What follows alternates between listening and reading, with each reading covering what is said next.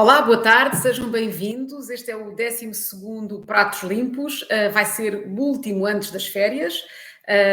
Prometemos voltar a seguir em setembro, vamos fazer uma pausa durante o mês de agosto, mas antes vamos fazer esta última emissão com um convidado muito especial, que é o Ricardo Nogueira, do Mugasa, do restaurante Mugasa, especialista em leitões, e portanto vamos ter aqui uma conversa hoje sobre leitões, sobre essa arte de assar leitões e sobre tudo o que está à volta disso. O Ricardo é um especialista muito respeitado nesta arte que ele pratica há 30 anos já, mas já lá vamos. Antes disso, Miguel Pires, estás aí? Olá. Olá, Alexandra, tudo bem? Olá. Olha, e queria só, nesta conversa inicial, queria-te perguntar a opinião sobre uma coisa em que andei a pensar um bocado. Espera só um pouco. Estamos aí de férias, estás a fazer este programa da cozinha porque vais preparar alguma coisa aqui para nós e para os nossos... Sim, vou assar um leitão. Clientes? Então é por isso, assim, em indução. Vai ser... É que o Ricardo explicou-me outro dia como é que se assava um leitão. Eu achei que era uma coisa tão fácil que faço aqui agora em 5 minutos, preparo um leitão se quiseres. Olha, se precisares, tenho aqui uns pratos atrás e podemos usar. Conta coisas. Estamos cada vez mais temáticos. Não, mas queria, antes de convidarmos o Ricardo a juntar-se a nós, queria perguntar a opinião sobre uma coisa em que fiquei a pensar. Eu estive no festival Altitude, na Guarda, no outro fim de semana anterior, e escrevi um texto sobre isso, em que, aliás, o Ricardo também esteve com o seu leitão, e foi um sucesso enorme, julgo eu. Mas fiquei a pensar numa coisa, que é o festival, que é organizado, faz parte deste projeto que é o Arrebita Portugal e que já passou por outras cidades, a Idanha, Portimão, etc. O tema aqui era a cozinha de altitude e a ideia era cozinhar com os produtos locais. Tudo parece-me exatamente a coisa certa a fazer num sítio destes, não é? A tentar ir buscar os produtores locais, ir buscar os produtos locais e tentar cozinhar com o melhor que existe na região. Só que estão aqui, estas imagens são os chefes que entretanto estiveram presentes, mais de 30 chefes a apresentar vários pratos, mas eu fiquei a pensar numa coisa que é... as pessoas que frequentam estas coisas são sobretudo os locais, não é? Ainda por cima, nesse fim de semana ainda não era permitido sair de Lisboa, do Porto, etc. Portanto, havia falta de visitantes de fora, era muito para quem vive ali. Será que as pessoas nestes sítios querem, de facto, comer os pratos tradicionais ou mesmo reinvenções dos pratos tradicionais? Ou será que coisas completamente diferentes e que para nós se calhar não serão as que nós estamos à espera de encontrar, tipo as bifanas, que também foram um sucesso, ou uma série de outras coisas menos tradicionais, são as certas para levar, porque são essas que as pessoas que vão frequentar o sítio querem comer? Não sei, era uma questão, queria saber a tua opinião. É um pau de dois bicos e também é assim, acho que se refletirmos um pouco sobre as coisas, acho que é sempre um bocadinho complicado. Primeiro, há um bocadinho aquela visão de fora de quem vem da cidade e pode ser até interpretada como uma certa arrogância. Eu nasci, quer dizer, em Rio Maior, uma pequena, na altura, uma vila no interior litoral. Portugal é quase todo litoral, não é? Mesmo no interior. Mas, digamos, para todos os efeitos, província, pronto. E não havia ainda internet, mas chegava-se a Lisboa com muita facilidade, por isso vestíamos as mesmas coisas que outras pessoas. Mas não é, às vezes esses 70 km faziam de facto a diferença. Por isso eu estava ávido de receber toda uma cultura urbana, cosmopolita, que não tinha acesso ali. E por isso acho sempre, talvez se calhar eu estava nas franjas, não é? Estava de uma, sei lá, uma minoria qualquer. E então, o que eu às vezes acho nestas coisas e acho que o Paulo e a Ana da Amuse-Bus, quer dizer, quando fazem estes festivais um pouco vão para o interior e isso, eu acho que eles tentam levar com muito boa intenção um tipo de cozinha, um conceito, algo que esteja ligado à terra, mas que não seja exatamente as coisas da terra para aquilo que as pessoas da terra também necessariamente querem. Ou seja, trazer algo de um certo cosmopolitismo aos lugares. E eu gosto dessa aproximação. Podem dizer que é a minha visão já de lisboeta, Mas, sinceramente, eu acho que se eu fosse da Guarda, que não é propriamente uma aldeia, a Guarda é uma cidade média grande do país, eu acho que deve haver um público que também quer isso. Se é o mais fácil, não é. Mas acho que fazer também o mais fácil, food truck e não sei o quê, eu acho que eu não estive, mas por aquilo que eu me apercebi, havia um misto de coisas um bocadinho mais de cozinha, de comida de conforto e de coisas menos. Às vezes há a questão dos produtos da terra, por exemplo, eu acho que te contei esta história, eu lembro uma vez estar num restaurante em Estremoz, no São Rosas, e tudo aquilo, me apetecia-me muito comer aquilo tudo, e no meio vejo assim um prato, se não me engano, era queijo fresco com tomate, como se fosse uma salada caprese aqui com mussarela, mas neste caso até creio que podia ser com queijo fresco, ou era com mussarela, não sei. Eu achei aquele prato ali completamente fora, e quase que já estava com a pena em riste para criticar aquilo, quando me lembrei. Então, é muito arrogante da minha parte como lisboeta, que posso comer, se calhar, uma salada dessa ou ir a qualquer italiano. Não é que Lisboa seja famosa como restaurantes italianos, mas uma pessoa de Estremoz tem que vir a Lisboa para comer uma salada daquelas. Se calhar é a altura do tomate, se calhar até acho que era com queijo fresco, porque é que não há de haver uma versão aportuguesada daquilo, mesmo que não tenha nada a ver com o resto da cozinha alentejana. Além disso, as pessoas no Alentejo têm que estar sempre a comer sopa de albergues, as sordas ou cação e não sei o quê. Quer dizer, eu acho que já não devem... Por isso, é muito bonito para nós, forasteiros, esse lado romântico de querer que seja puro, que se vais a um restaurante alentejano ele tem que ser puro, mas eu acho que os alentejanos estão fartos de ser puros, quer dizer, não é? E pronto, por isso é um pau de dois bicos, como é que se mantém as tradições sem abardinar, mas se calhar há muita gente que aprecia mesmo no altitude era comer, ou um ceviche de qualquer coisa, ou um pokébolo, porque viram no Instagram uma coisa qualquer, ou uma bifana mesmo, porque estão com fome. E não as flores da montanha, deitadas não sei aonde, em cama de não sei o quê, que odeio quando alguém faz estas piadas e eu estou a fazê-la também. Ok, pronto, mas isto é antes das férias, tudo é permitido. Pronto, eu acho que sim, eu estou de acordo contigo, acho mesmo que é uma coisa para pensar, porque nós temos essa tendência, quer dizer, para pensar, ou seja, nós enquanto jornalistas e pessoas que escrevem sobre estas coisas temos muito essa tendência e se calhar devíamos pensar duas vezes quando vamos naquela exigência de uma coisa absolutamente local e de facto não temos que forçar os restaurantes todos locais a serem 200% locais, porque nós queremos ir lá e queremos uma coisa assim, não é? Portanto, acho que... Vou só dar um exemplo muito rápido. Uma vez em Londres também era o jantar do milénio.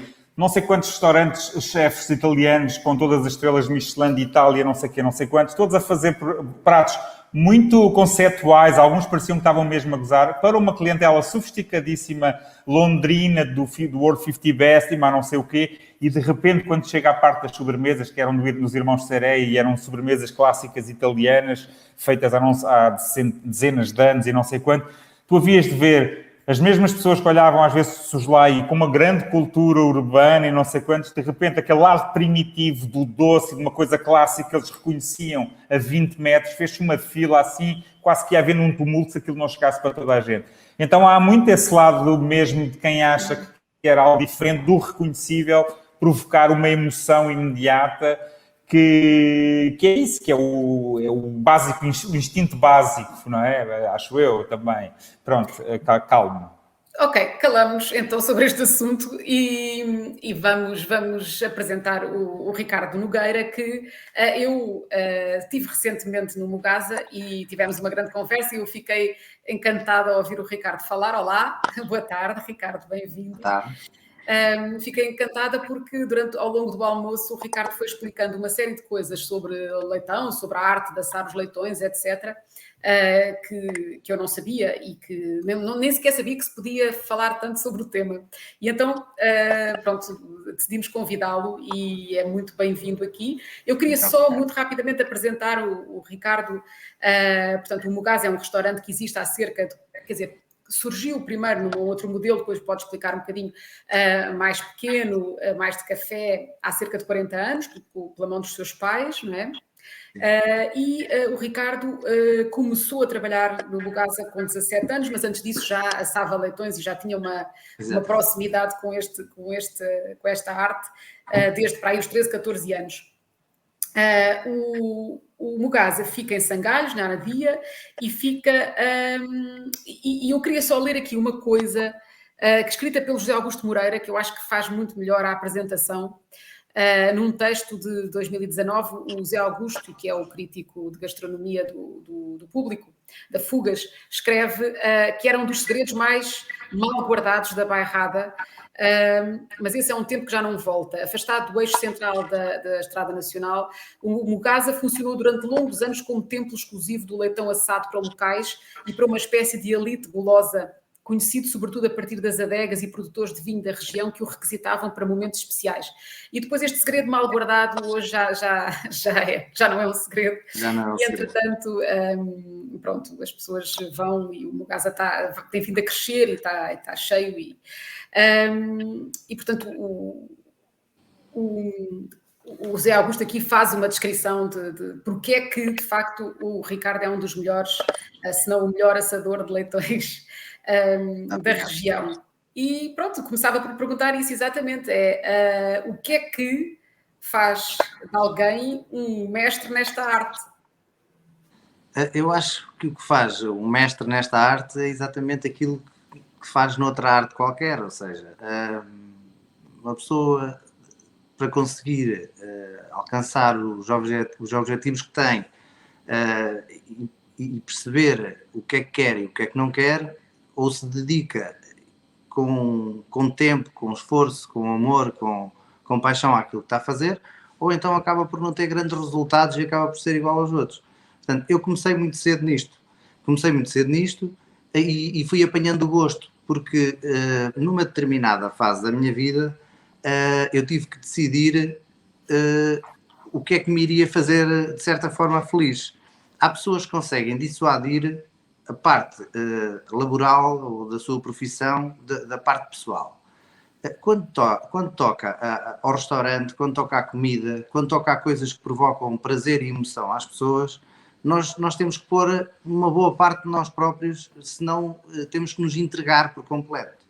Portanto, o que eu acho aqui é que o segredo de um dia se conseguir, como eu acho que nós estamos a conseguir, e é uma luta todos os dias para conseguir manter um nível de qualidade superior, porque é aquilo que nós desejamos e é aquilo que faz com que os clientes venham e com que gostem de repetir e voltar e falam sobre isso, é precisamente o conjunto de toda a nossa dedicação, todo o nosso profissionalismo, e de todo o conhecimento empírico que até se vai adquirindo ao longo de toda uma carreira, de todo um trabalho de anos e anos, que incluem a investigação sobre os produtos que utilizamos, sobre a forma como os preparamos, sobre a forma como os apresentamos. Isso tem que ser uma coisa que tem que ser feita, parecendo que não, de uma forma muito profissional, muito dedicada e com grande esforço. Portanto, não é uma coisa, o leitão não é propriamente um prato que já está criado, já estava, claro, mas não é um prato que está criado, que se faz uma ficha técnica e que a partir daí qualquer cozinheiro ou chefe acaba por conseguir ter o resultado final que nós temos quase sempre.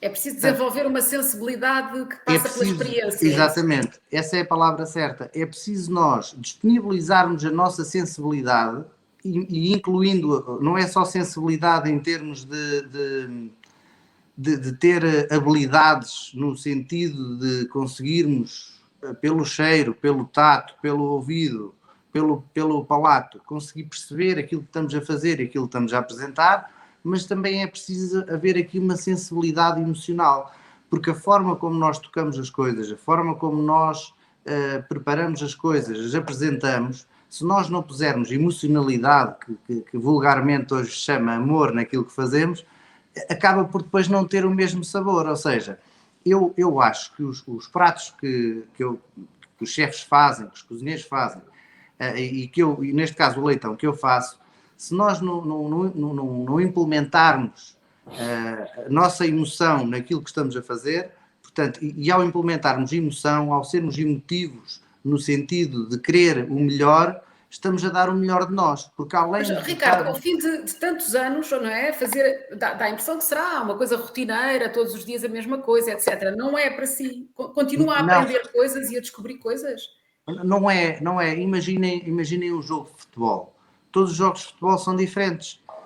Tem dias que a equipa ganha e foi muito fácil, tem outros dias que farta-se de correr e acaba por não conseguir um bom resultado. Ou seja, tem que se treinar muito durante uma semana inteira para depois fazer 90 minutos em condições. Isto é quase uma metáfora, porque no orçamento do Leitão acontece a mesma coisa. Portanto, nós não podemos dar a qualidade que apresentamos ao cliente como um dado adquirido e que vai ser sempre assim e que isto agora correu bem e nunca mais vai falhar. Não, isso não acontece.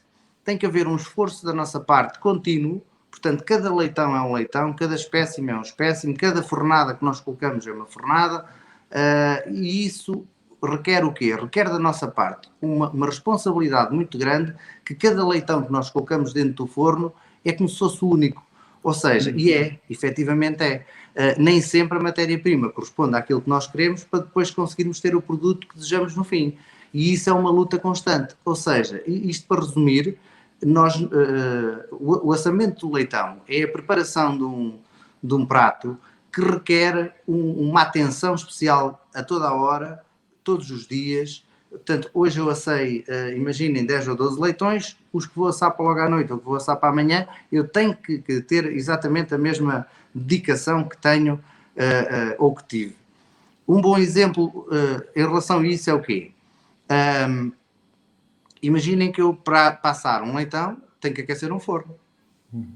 Portanto, eu aqueço um forno, preparo o forno, coloco os leitões dentro do forno.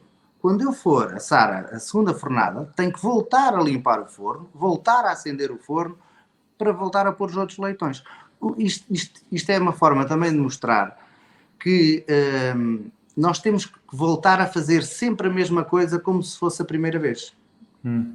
E isso faz com que nós tenhamos que nos dedicar à preparação sempre da mesma forma. Ou seja, isto não é fazer uma tachada que dá para 200 pessoas logo de uma vez, mas é fazer um acompanhamento individual de cada espécime para poder, no final, ele ter a qualidade que nós pretendemos apresentar ao cliente. No nosso caso, nós pretendemos apresentar sempre a melhor qualidade possível. E apresentar a melhor qualidade possível porquê? Porque é isso que vai sustentar o nosso negócio. É isso que vai fazer com que as pessoas venham cá e tenham vontade de vir ao meu gás a comer. Mas a primeira coisa, portanto, começa pela escolha do produto, não é? Como é que isso é, como é que é essa fase? E outro dia na nossa conversa também me falou um bocadinho da dificuldade neste momento, por causa da pandemia e de tudo isso, de conseguir exatamente os leitões com a qualidade que desejava, não é? Portanto, a matéria-prima, ou seja, os leitões, têm vindo a ter mudanças ao longo dos anos.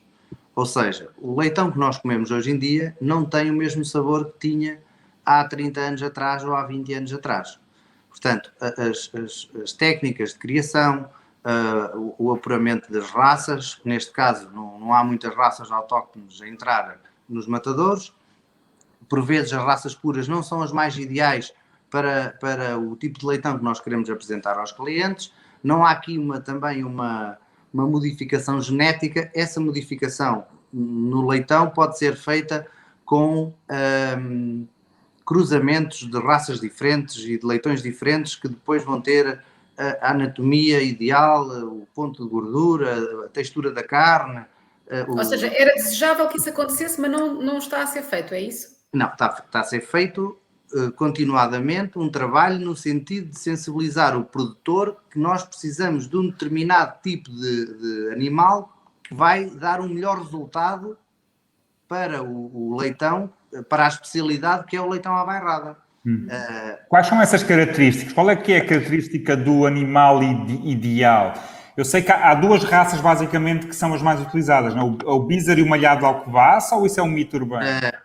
É de certa forma, no meu entender, um mito urbano. É óbvio que há muitas pessoas que assam só Beazers. Eu não acredito que assem só Beazers na sua totalidade, porque a produção de Beazers não seria suficiente para poder satisfazer todos os leitões que supostamente são Beazers. Os Beazers têm características diferentes dos outros, têm mais, se eu não me engano, 2 gelos de costela, são esguios, são de orelhas compridas, são de patas altas, portanto há uma série de raças que têm essas características, nomeadamente o porco ibérico, os leitões aqui da Serra do Caramulo, que agora estão quase inexistentes, os vízaros, têm características para assamento que são leitões, como nós chamamos, leitões guios, leitões compridos, portanto não têm curvas. As omoplatas e as ancas são basicamente quase a mesma largura do que o peito e das costelas. Porquê? Porque as pessoas não gostam de comer partes altas no leitão.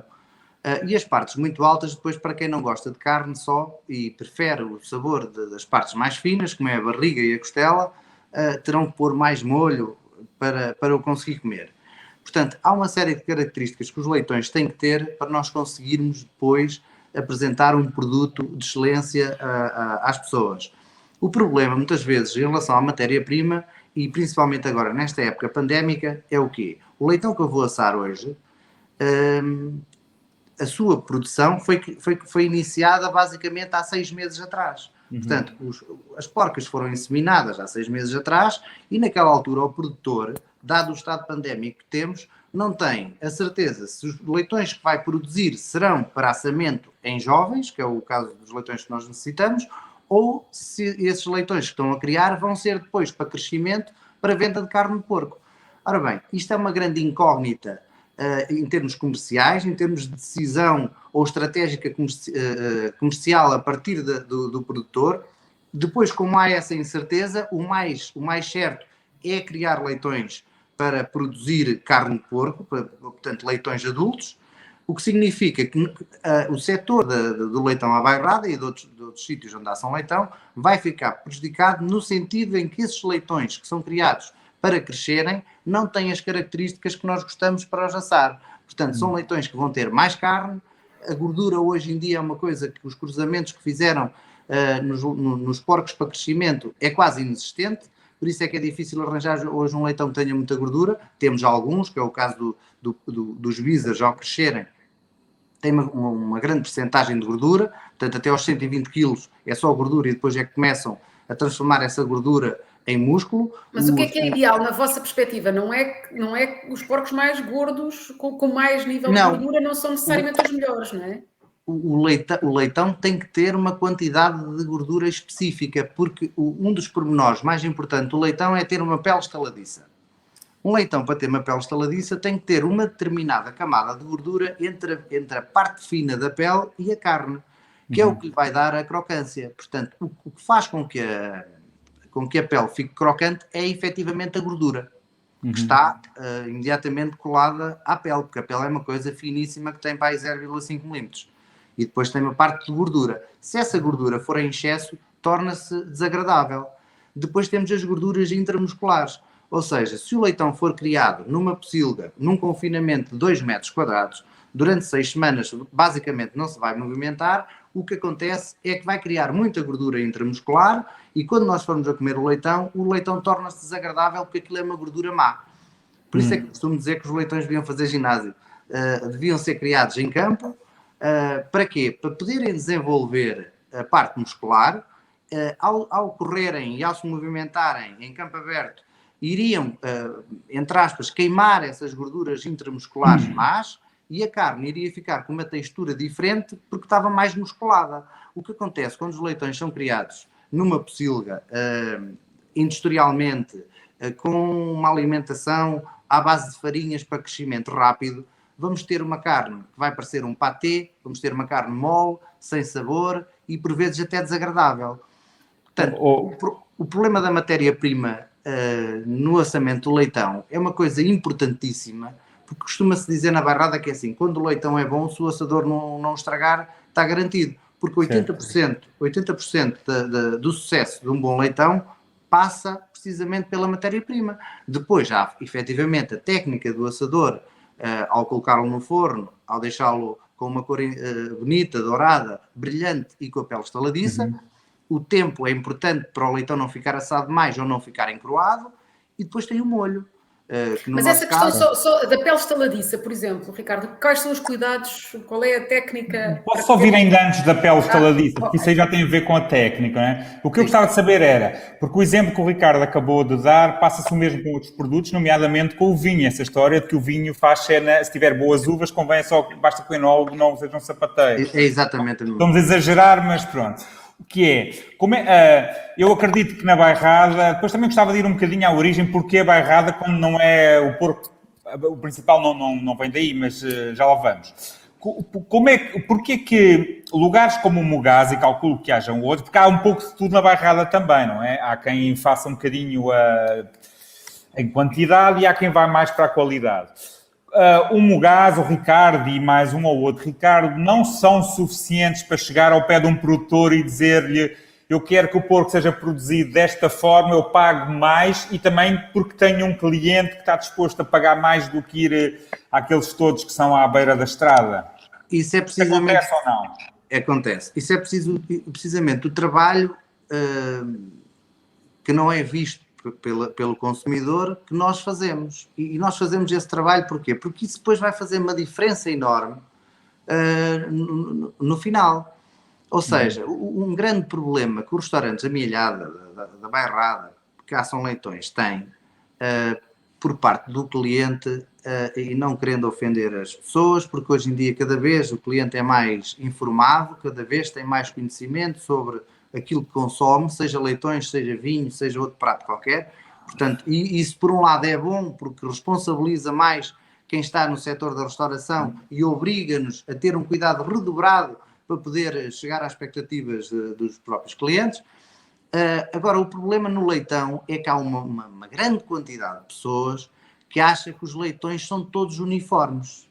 Portanto, e acham que o assamento dos leitões é feito de várias maneiras. Por vezes as pessoas nem sabem como é que um leitão é assado. E eu por isso é que gosto. Agora na época da pandemia não o fiz, mas eu antigamente andei anos e anos a mostrar aos clientes como é que se assavam leitões. Levava-os lá aos fornos, mostrava-lhes, conforme fiz com a Alexandra. E isto porquê? Porque é bom que nós, assadores de leitões, primeiro deem-nos a cara, porque infelizmente eu sou assador de leitões e dou a cara como assador de leitões, conforme dá outro chefe qualquer ou outro cozinheiro qualquer de um restaurante. Um dos problemas da mielhada, penso eu, é ocultarem quem é que está por trás da manipulação deste produto. Portanto, o chefe que faz um prato, toda a gente sabe quem é. O assador de leitões, ninguém sabe quem é. Isso acontece porquê, na sua opinião, Ricardo? Porque eu acho que é menosprezar uma arte que é menosprezada. Vou-vos dar o melhor exemplo.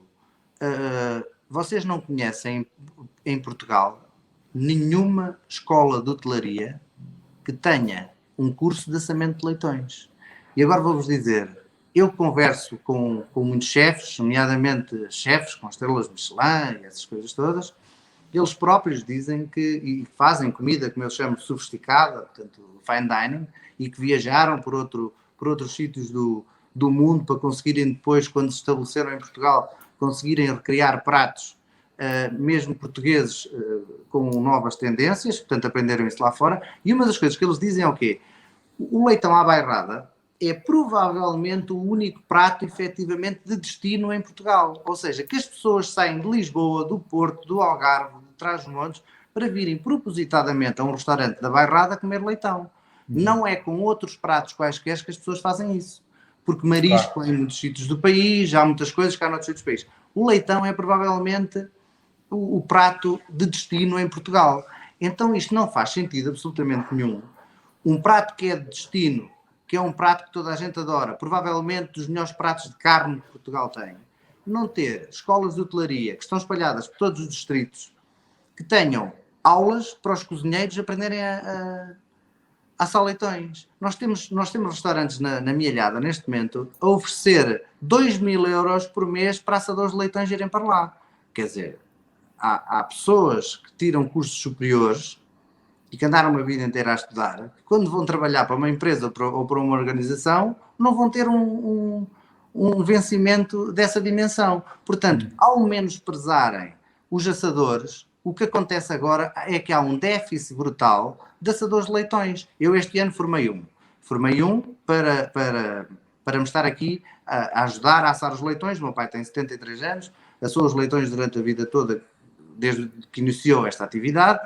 Eu ajudei-o e tomei conta das coisas muito cedo, conforme já vos disse. Trabalhávamos em equipa, portanto, e ele agora, como não pode, eu tive que colocar um assador que felizmente está-se a dar muito bem, é dedicado, é inteligente, é preocupado com a matéria-prima, porque isso foi uma das coisas que eu lhe tentei incutir, é que às vezes ter sucesso pode ser uma coisa rápida, mas também pode ser efêmera.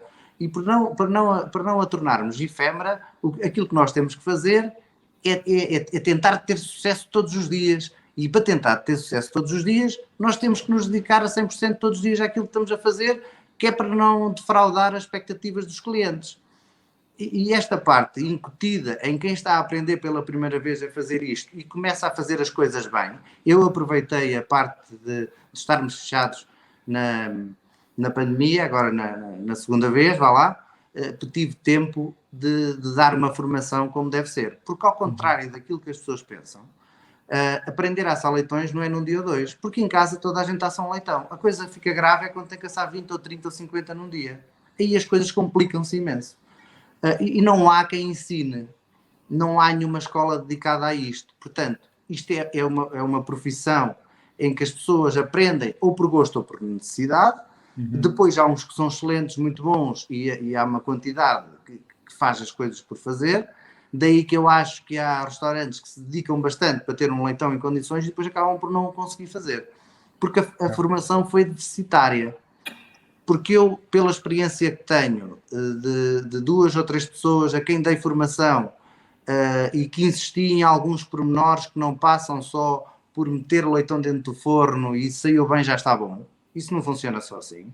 Porque isso é minimizar um produto que tem uma complexidade enorme para conseguirmos uma consistência permanente. Daí que é muito importante ter o conhecimento de uma quantidade de fatores que podem condicionar a qualidade final ou não. E foi essa conversa até que eu tive com a Alexandra quando tivemos... Exato, falou da temperatura, do falámos tempo... sobre o que leva-nos à pergunta da Alexandra, o que é que faz a pele estaladiça? É o constipar? É como se... Os chineses também usam uma técnica de constipar a galinha, o frango e isso. Por aí, não? O assamento do leitão, normalmente num prato, o que é que acontece? Dá-se a cozedura ou a assadura inicial e depois o prato começa a ganhar a sua forma, a sua cor, vá lá, no final.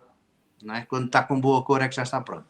O leitão nós invertemos o processo. Ou seja, nós damos a cor ao leitão primeiro, por isso é que se chama corar o leitão, que é nos primeiros 20 minutos que nós temos que estar sempre ao pé dele, e depois, na outra hora e 45, dependendo do tamanho, mas vamos pôr 2 horas para um leitão normal, temos o seu assamento, porque a carne tem que assar por dentro, não vou dizer cozer, mas tem que assar. O que faz com que uma pele fique estaladiça são os seguintes fatores.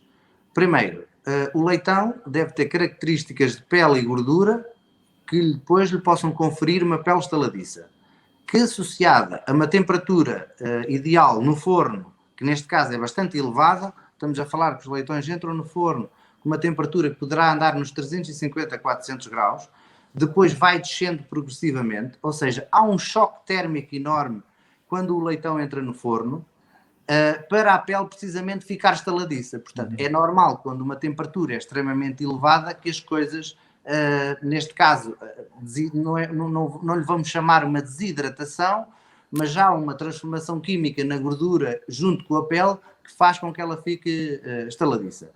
Depois, temos que ter atenção que essa temperatura não pode ser exagerada, porque senão a evolução do estaladiço vai passar a queimado e torna-se desagradável. Também temos de ter cuidado, porque a temperatura não pode ser não pode ser insuficiente, porque se for insuficiente nós colocamos o leitão dentro do forno e ele, entre aspas, vai quase cozer. Porquê? Porque a temperatura não foi suficiente para a pele ficar estaladiça. Ora bem, isto em termos científicos, vá lá, existe uma linha de temperatura que é o mínimo que tem que estar para nós conseguirmos a dita transformação química nos componentes pele-gordura, para ela ficar com aquela sua forma estaladiça, para solidificar. Se não tiver essa temperatura, a pele não vai solidificar e nem vai apanhar cor. Portanto, a temperatura, além a temperatura tem um efeito nos alvéolos da pele. A pele é como se fosse constituída por uns alvéolos, em que tem um filamento, que é a pele, e depois no interior tem gordura. A temperatura elevada faz com que essa gordura transforme a pele numa placa estaladiça, e essa temperatura faz com que a cor mude, portanto fique dourada. E é a gordura é que faz isso tudo, porque se nós assarmos um leitão sem gordura, ele nunca vai ficar estaladiço, porque a própria pele não tem matéria suficiente para conseguir fazer com que isto aconteça. Depois, a temperatura do forno é importante no sentido em que nós aquecemos o forno só uma vez e a temperatura depois vai descendo à medida que o forno vai perdendo força. Daí que nós temos que ter em atenção, nomeadamente, como eu disse na nossa conversa, às condições climatéricas. E as pessoas perguntam, então, mas o que é que tem a ver o tempo lá fora com o forno? Tem muito, porque os elementos que nós estamos a utilizar para assar um leitão são tudo elementos naturais. E os elementos naturais têm características de absorção, de retenção, e isso é preciso ter em conta e deve-se fazer um estudo, deve-se compreender como é que é o funcionamento desses materiais. Está a falar da lenha que utiliza, por exemplo, da lenha estar mais úmida, menos úmida? A lenha nunca deve estar úmida. Estou a falar mais no próprio forno. Portanto, o forno é construído em barro. O barro é poroso. O barro tanto absorve água como absorve temperatura. Os fornos são construídos em barro precisamente porque é um bom catalisador de temperatura. Ou seja, nós quando aquecemos o forno temos de ter em atenção, ou temos de tentar perceber, e isto é uma coisa que depois demora anos a tentar perceber, se estiver o tempo enublado, se tiver, por exemplo, muita umidade, é óbvio que aquele tijolo vai ficar mais úmido, porque vai absorver a umidade. Nós, quando aquecemos esse forno num dia de muita umidade, temos de ter em conta que devemos prolongar o aquecimento do forno no sentido do calor que está, da própria combustão, portanto, toda aquela temperatura imensa que quando está em combustão é elevadíssima. Se nós tivermos alguma placa de ferro atrás para suportar os espetos de leitão, chega a ficar ao rubro. Portanto, provavelmente vai aos 700 ou 800 graus, quando está em chama, claro. Porquê? Porque é para expulsar a água que está nos tijolos. Nós, ao expulsarmos toda a água que está no tijolo, porque um tijolo tem mais ou menos 10 cm de largura, nós podemos achar que o forno está quente, a temperatura só conseguiu chegar a 5 cm do tijolo, porque há ali uma progressividade no alcance do calor dentro do tijolo, se me faço entender, ou seja, a temperatura vai entrando dentro do tijolo. Gradualmente, sim. Porque há ali uma resistência, e a maior resistência ao calor é a água. O que acontece? Se o tijolo estiver úmido, nós temos que dar mais tempo ao aquecimento do forno, no sentido em que temos que aguardar até acharmos que a água foi toda expulsa do tijolo. Porque se nós expulsarmos a água toda, é rápido, se nós expulsarmos a água toda, assim que deixar de haver combustão no forno, o processo é inverso, ou seja, a água começa a ganhar terreno à parte quente, portanto começa a arrefecer o tijolo. Nós podemos ter um forno mal aquecido com 400 graus no início e depois a pele até está muito bonita e está muito estaladiça nos primeiros 15 ou 20 minutos. E como não aquecemos o forno suficientemente para ele aguentar aquelas 2 horas, não lhe demos combustível suficiente para fazer a viagem toda, que é mesmo assim, o que vai acontecer depois é que a água vai arrefecer o forno e o leitão vai ficar com a pele mole no final. Ricardo, eu vejo, eu também já tive essa oportunidade de estar lá e de visualizar esse processo da assadura e vejo sempre falar com muita grade e quase de uma forma não só sistematizada, mas muito mais às vezes do que aquele empírico. Mas, por outro lado, às vezes parece-me que todo esse conhecimento muito baseado na experiência, e que obviamente parece-me até mais do que baseado na experiência, que tem aí, eu diria, umas boas aulas quase de física e de química, sim. Mas, por exemplo, não dava jeito, porque estamos a falar desses graus, às vezes parece que é assim, está bom, vamos formar assadores e isso, e depois às vezes pergunto-me, não dava jeito de ter um termómetro lá, porque é uma coisa muito empírica da experiência, não é? Estamos a falar desses todos, mas se eu compro um forno para casa, eu quase... Hoje em dia as bimbis vêm com os botões quase para dizer o que é que faz. As bimbis não, os convetores, até fornos convetores, isso vem. Não dava jeito ter um termómetro para... Ou é para dizer, não, primeiro tens de estar cá há 10 anos para perceber isto tudo. Não, eu posso explicar. Isso tem uma razão para não haver termómetros, e os termómetros nos fornos a lenha é para nos enganar. Eu lembro-me que um dia, a convite do grande chefe Nuno Diniz, fui a Lisboa, à Escola de Hotelaria e Turismo de Lisboa, porque ele queria, na turma de Culinária e Arte, fazer uma aula de leitões. Eu fui lá, eles tinham adquirido um forno, daqueles fornos mais que se compram naqueles sítios quase à beira da estrada, portanto não tem as características ideais para o orçamento de leitões, mas quando é preciso nós temos que nos desenrascar com aquilo que há.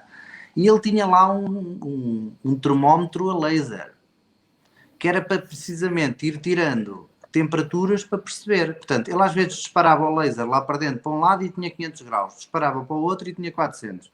Ora bem, qual é o problema dos termómetros nos fornos de leitões? Os termómetros funcionam se estiverem num sítio de ambiente fechado. Se nós tivermos um forno em casa, o forno dá-nos uma temperatura, por exemplo, de 180 graus, porque o forno está constantemente ventilado. E ao estar constantemente ventilado, é como se ele tivesse um suporte de vida. Certo. Ou seja, ele consegue manter sempre aquela temperatura e nós podemos alterá-la para cima ou para baixo, porque há ali um mecanismo que alimenta precisamente a temperatura que nós desejamos.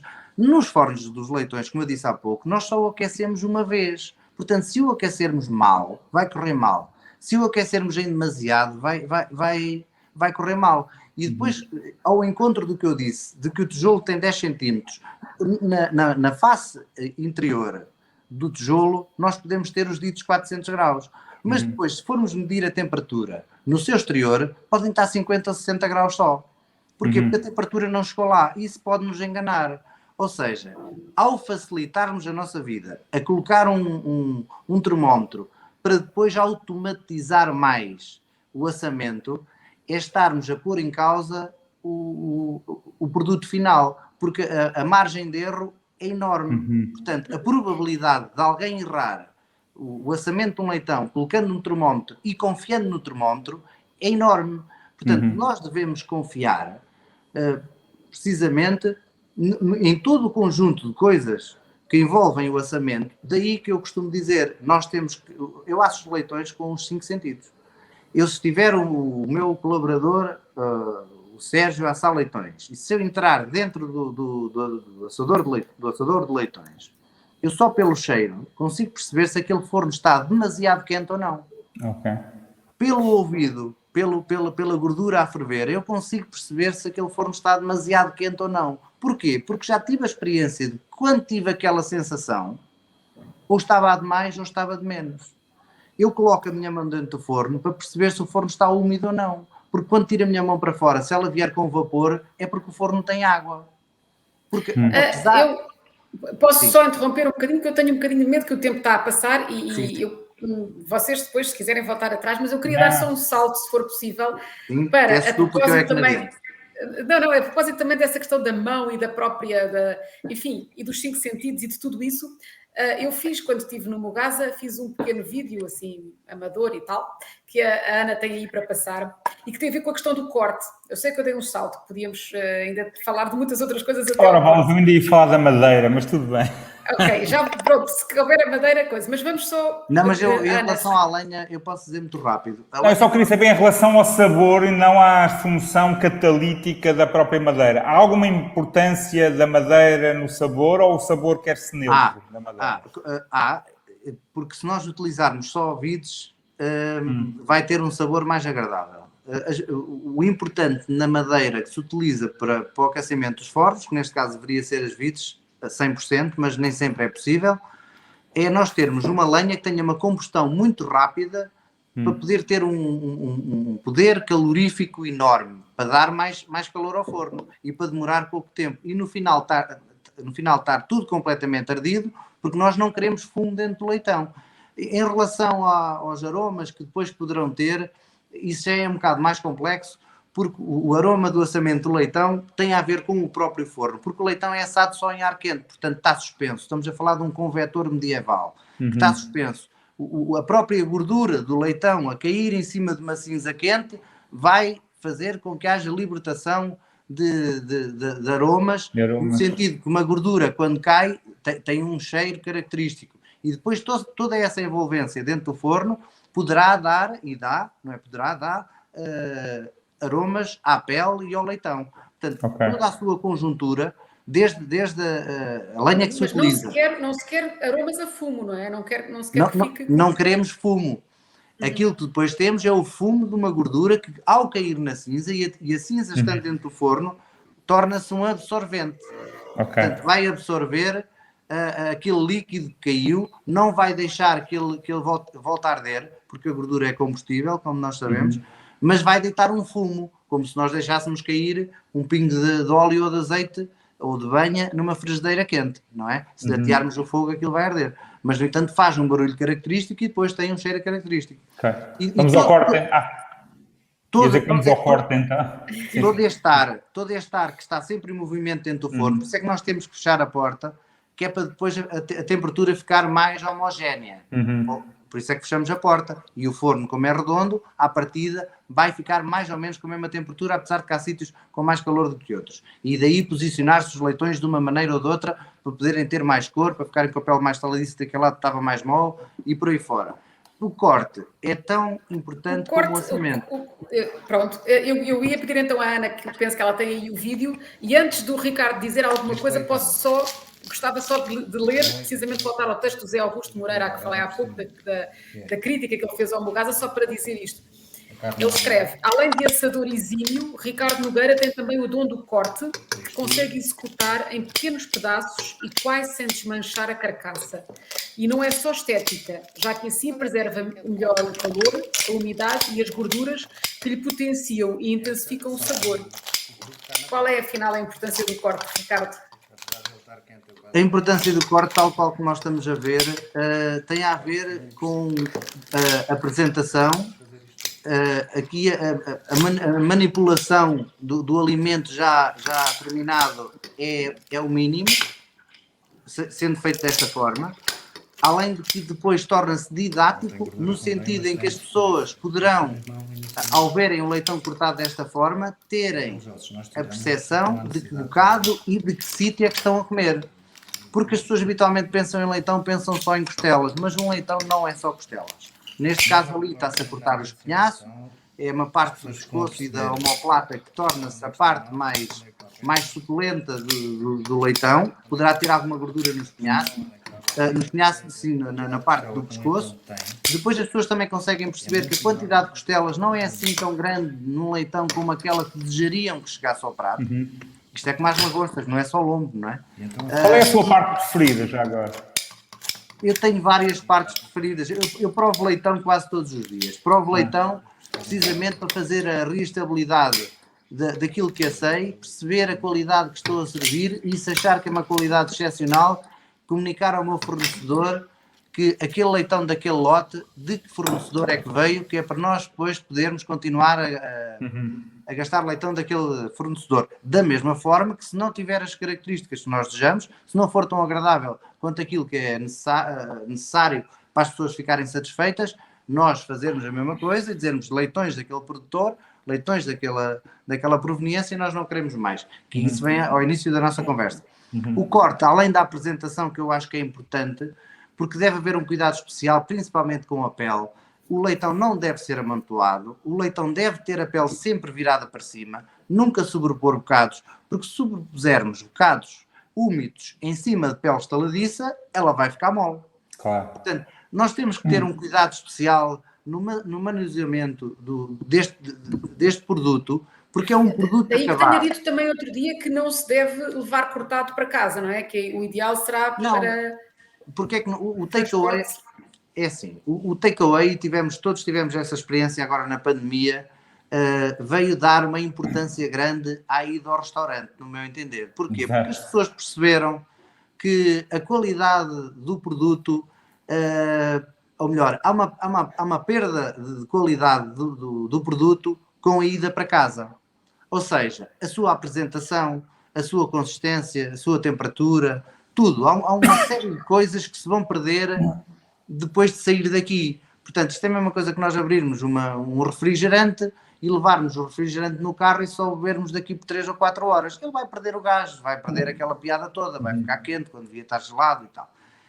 Isto faz com que também as pessoas deem mais importância à ida ao restaurante, no sentido em que se querem comer ou consumir um produto premium, seja leitão ou seja outro prato qualquer, preparado na hora, servido na hora, com todas as condições que é um restaurante, a qualidade é incomparável com um takeaway. Ora, se eu vou cortar um leitão quente, saiu do forno, tem uma grande quantidade de umidade, tem uma pele estaladiça, está quente, vai ser posto em cima de uma prata ou de um papel vegetal, vai ser tapado. Portanto, ao ser tapado, a libertação de vapor da temperatura que tem a própria carne vai fazer com que a pele fique mole.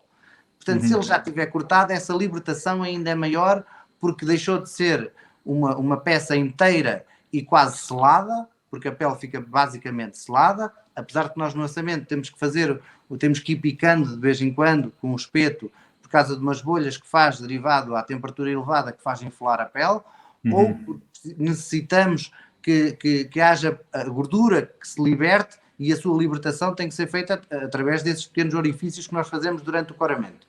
Portanto, a ida de um leitão para casa, o takeaway, prejudica imensa qualidade. Portanto, se acharmos que aquele leitão estava num nível de qualificação de 90% quando o tirarmos do forno e se fosse consumido na hora, vai baixar para os 60% ou 70% quando o levam para casa. E ainda assim, se a pessoa o fizer, é melhor regenerá-lo em casa no forno ou não?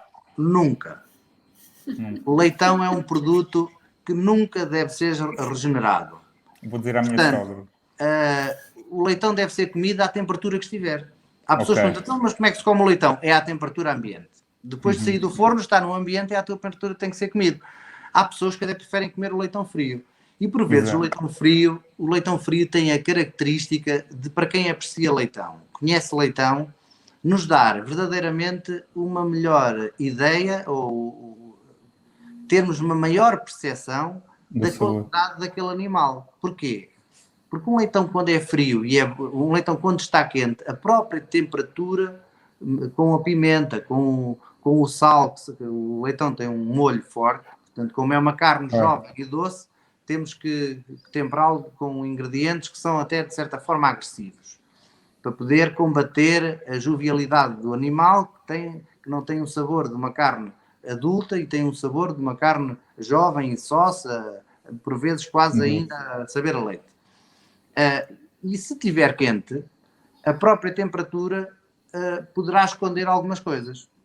Outra coisa, exato, isso leva-me a uma coisa que é, por exemplo, eu tenho famílias, lá da minha mulher em Minas Gerais, onde há a tradição no Natal, ou pelo menos na família, de se assar uma leitoa. Isto leva-me ao leitão ou leitoa? Ou é tudo a mesma coisa? Não é a mesma coisa. Se formos ao pormenor, portanto, nós poderíamos falar aqui que não falámos sobre, por exemplo, uma ninhada de leitões, que em média são 10, se os 10 têm a mesma qualidade, não têm. Portanto, temos 2 ou 3 leitões excelentes e estamos a falar numa produção que seja ótima. Temos 2 ou 3 leitões excelentes, temos meia dúzia de leitões normais e depois temos 1 ou 2 que não prestam para nada. Isto da mesma ninhada. Porquê? Porque o seu crescimento foi diferente.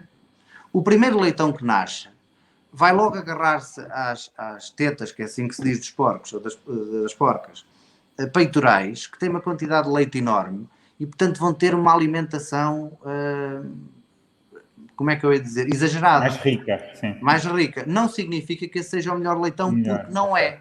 não é? Portanto, os outros a seguir, os intermédios, acabam por ser os melhores no sentido em que vão ter que lutar um bocadinho para se alimentarem e para conseguirem sobreviver. O assamento do leitão nasce porque havia sempre um leitão nas ninhadas que ficava para o último e tinha muita dificuldade em se alimentar, que se chama o terçô. O que é que acontece?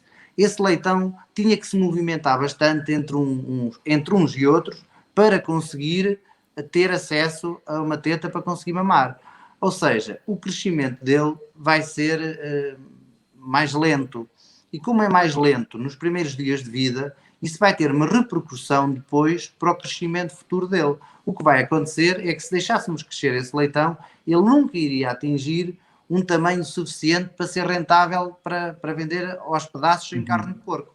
Ora bem, o que é que acontece aqui? Antigamente os senhores, não é? As pessoas mais abastadas e mais ricas já sabiam que isso acontecia, vendiam os outros leitões, ou melhor, criavam os outros leitões para crescimento e como sabiam que aquilo não ia ser rentável, porque não ia crescer, assavam-no jovem.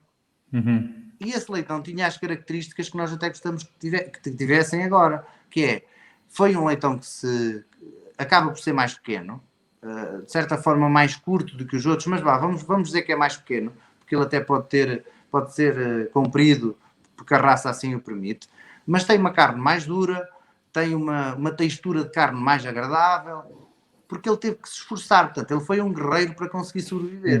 E esse sim é o melhor leitão. E tudo isso, essa origem dos leitões assados, o Miguel há pouco perguntou, e porquê na Bairrada? Porquê é que isto se tornou tão... Por causa da Estrada Nacional número 1, era um ponto de confluência Lisboa-Porto, não? Tem influência disso? É assim... Eu não gosto de comentar muito sobre onde é que nasceu, quem foram os primeiros a assar, porque não tenho conhecimento histórico comprovado que me dê a possibilidade de poder afirmar alguma coisa em relação a isso. Em termos comerciais, foi na minha ilhada que começou efetivamente a ser assado de leitão. Mas também há documentos históricos que já me facultaram que há 150 anos já se assavam aqui leitões na fogueira. Portanto, isso depois vamos andar aqui numa luta, o leitão nasceu regional. Né? Mas não me respondeu em relação ao leitão ou ao leitoa. Você disse uma questão da ninhada e o sexo é importante ou não? O sexo é importante. Temos que ser rápidos, agora já estamos na fase final. É assim, só muito rapidamente. As leitoas são melhores do que os leitões. Isto porquê? Tem a ver com uma questão técnica que é o órgão reprodutor do porco é diferente do da porca, como é óbvio.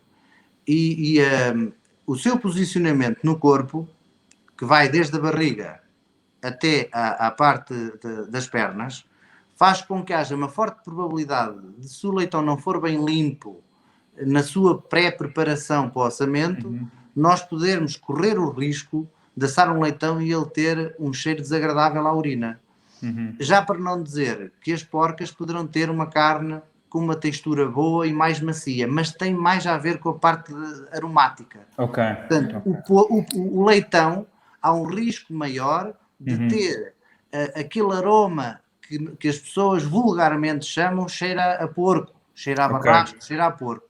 Portanto, se nós assarmos uma porca, essa probabilidade disso acontecer é nula. Portanto, é mais seguro assar uma porca, uma leitoa, vá lá, assar uma leitoa, porque o risco de ter esse aroma desagradável não vai acontecer.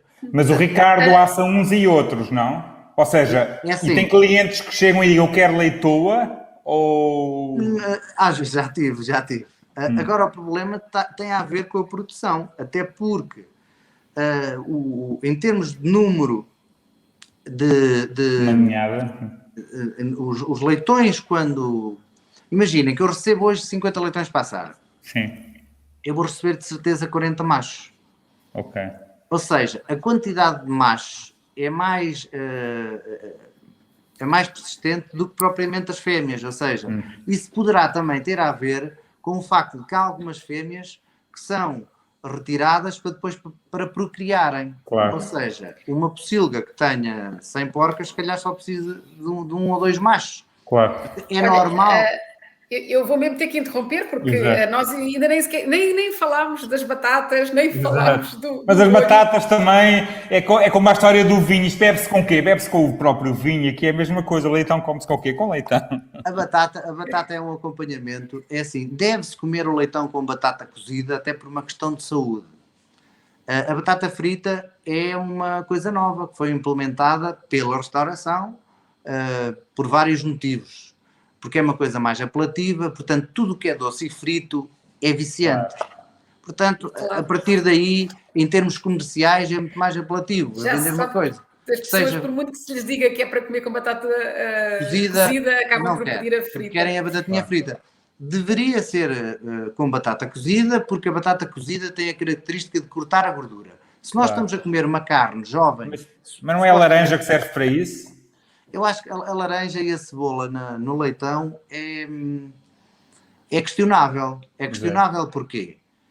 A cebola, porque é muito ácida e poderá pôr em causa alguns sabores que o leitão tem e depois eliminá-los, que não deve fazer. Isso quando nós comemos um leitão em condições, que não está encharcado em molho e que nós conseguimos sentir os sabores de cada parte do leitão que comemos. Porque quando comemos leitão, muitas vezes só nos preocupamos com o molho e não nos preocupamos na verdadeira essência do leitão, que é o sabor que a carne tem e de cada parte.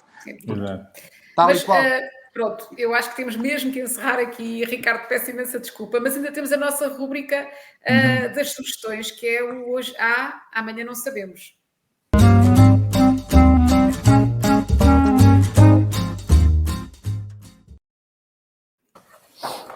Ricardo, tem uma sugestão para nos deixar?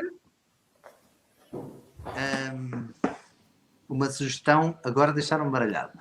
Pronto, então. Era uma sugestão de alguma coisa que, olha, vale a pena conhecer, de descobrir. Sim, é assim, a sugestão que eu dou às pessoas que estiverem a ver este programa, esta entrevista, é que devem visitar a Bairrada. A Bairrada é um local do país provavelmente único. Porquê? Como vocês veem aqui atrás de mim, são só espumantes. A Bairrada é o maior produtor de espumantes do país e o espumante e o leitão é um casamento perfeito, ou seja, não se come leitão sem beber um espumante.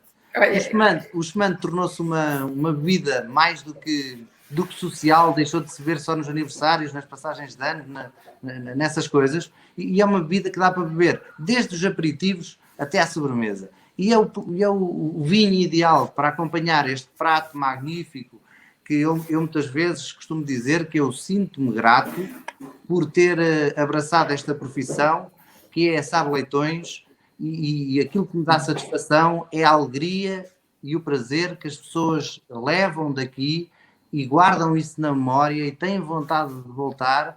Eu costumo dizer que eu quero transformar um Gaza num destino gastroemocional. Opa. Pronto, então vamos a isso. Deu-me já vontade de pegar no carro e ir. Obrigada, Ricardo. Fico Muito só obrigado, um bocadinho só para ouvir aqui ainda as nossas sugestões. Miguel, acho que tens uma sugestão que olha, tem a ver com essa assim, conversa. eu tinha que falar já que o tema tinha a ver com o leitão e o porco, e lembrei-me de um livro que foi publicado em 2011, não sei se a Ana Isabel ainda consegue publicar aí a capa, que se chama, sobre o porco alentejano, o Senhor do Montado. É um livro daquele dito de mesa, ou seja, tipo álbum, e é um livro interessante que conta um pouco, fala um pouco da cultura do porco e depois leva, obviamente, para o porco alentejano, o que é que se faz com ele, receitas e isso tudo.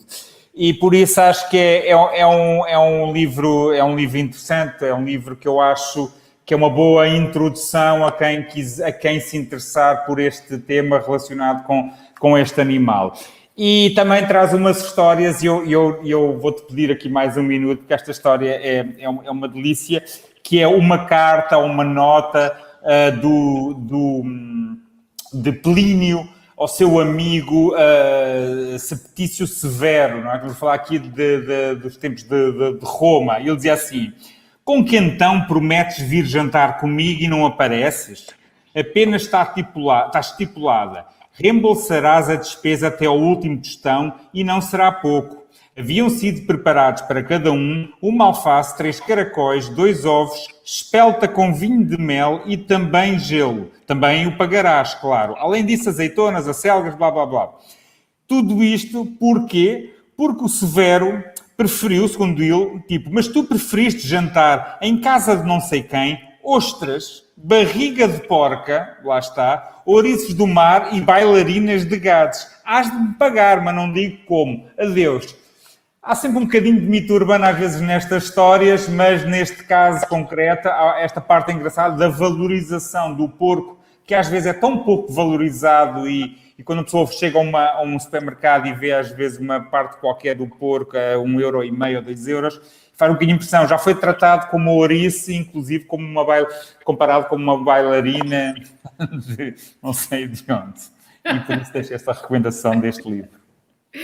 Ok, obrigada. Pronto, eu para terminar devia falar de variedades de batata, se calhar era o que fazia aqui sentido, mas vou falar só de arroz, que pronto, vem a despropósito, mas tem a ver com um texto que o nosso colega e amigo Ricardo Dias Fellner fez sobre arroz e que está num site chamado Egas e que é muito interessante. Eu recomendo, se a Ana conseguir mostrar aí assim, não sei se ainda é possível, mas pronto, o texto chama-se O Arroz Carolino que Nunca Provámos. E faz, como o Ricardo habitualmente faz, uma reportagem super completa, super bem informada, em que fala com imensas pessoas. O Ricardo tem um lado um bocadinho obsessivo nestas coisas, porque vai ao fundo dos temas e procura toda a informação. Portanto, tudo o que quiserem saber sobre arroz, os arrozes que andamos a comer, os arrozes que encontramos no supermercado, as variedades, o que é que serve para quê, afinal o carolino faz sentido, não faz sentido, qual é o melhor carolino, qual é que, o que é um arroz gessado, o que é o Ronaldo é ou não é um carolino, enfim, todas essas questões, todas as dúvidas que tinham certamente sobre o carolino e sobre os outros tipos de arroz, estão esclarecidas neste texto e depois deixa-nos uma promessa que é, no fundo, vem aí, está a ser desenvolvida uma variedade de arroz, que é o Serge, que vai ser, que é guardada com muita expectativa pelos especialistas e pelo Ricardo também, e pronto, e a partir de agora, por todos nós, acho eu, leiam o texto que vale muito a pena. E obrigada, mais uma vez, obrigada a todos que estiveram connosco, boas férias, nós também vamos ter férias, voltamos em setembro, com outras histórias de comida e, entretanto, passem pela bairrada. Exatamente. Muito obrigado. Obrigada, Ricardo. Adeus. E desviem-se da estrada. Não é? Sim, um bocadinho. Obrigada a todos. Obrigado a todos. Porra, está calado.